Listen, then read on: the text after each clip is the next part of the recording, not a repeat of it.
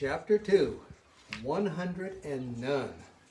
Guinea pig party, said Sophie, holding up a tricolored guinea pig that looked like it was wearing a wig. Guinea pig palooza, said Webster, putting a black and white guinea pig on his lap. The Great Wall of Guinea Pigs, said Stink, holding a little fur ball with blue eyes and spiky hair. When did you get 3 guinea pigs? Sophie asked Webster. And how come you didn't tell us? Asked Stink. They're not mine, said Webster. I never saw them before. I don't even know how they got here. If we were at my house, said Stink, I'd say my sister Judy was trying to clone guinea pigs again. One time she put guinea pig hairs in the microwave to make more guinea pigs. Maybe they escaped from the circus, said Webster. Maybe they escaped from a mad scientist, said Sophie.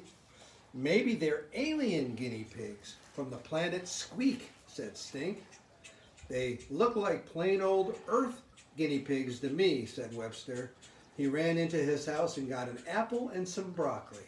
The hungry guinea pigs munched down the apple in a flash.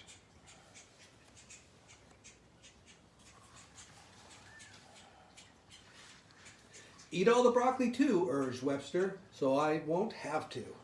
I'm calling mine Astro, said Stink. I'm calling mine Oreo, said Webster.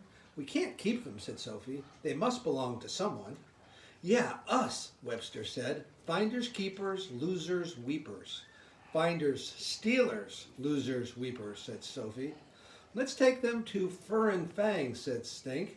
Mrs. Britwhistle will know what we should do. Webster and Sophie put their guinea pigs into a shoebox poked with holes. Stink let Astro ride in his very own shoebox.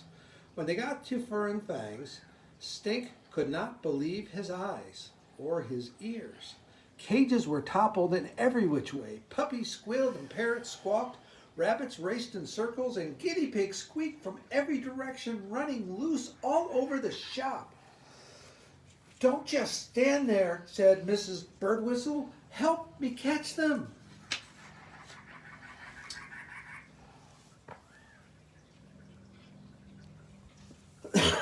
Let the great guinea pig chase begin, said Stink.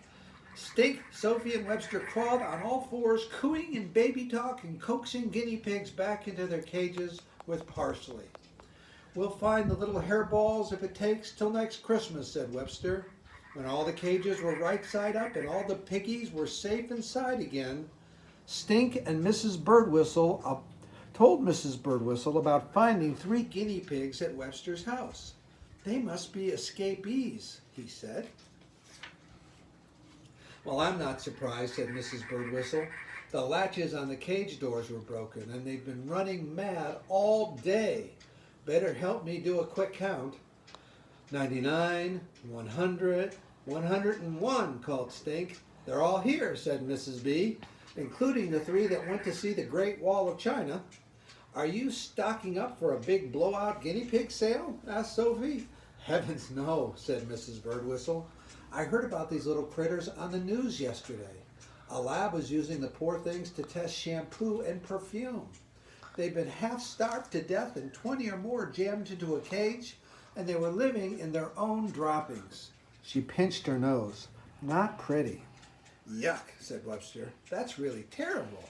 I couldn't stand to think of the poor little guys taken to a shelter, said Mrs. B.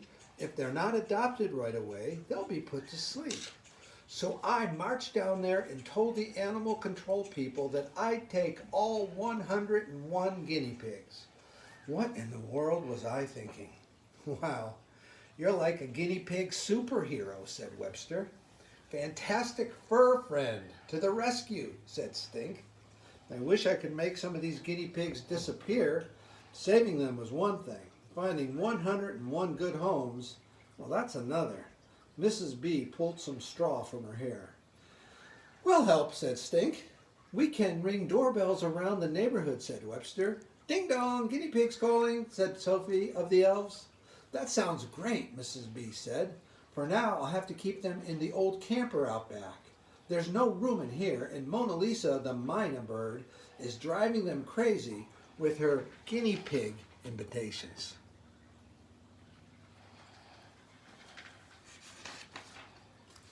Wee, wee, wee, wee, wee, squeaked Mona Lisa. Wee, wee, wee, wee, wee, the guinea pig squeaked back. The minute Stink got home, he told Judy about the 101 guinea pigs. How many do you think Mom and Dad will let me keep?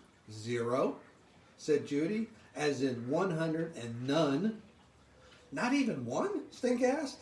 There's this one guy with blue eyes and spiky back hair and... Hello, Judy said. Did you forget about Mouse? Do you really think a guinea pig is going to like living with a cat? Stink did not want to listen. He went to find Mom anyway. A guinea pig? Said Mom. You already have a furry pet.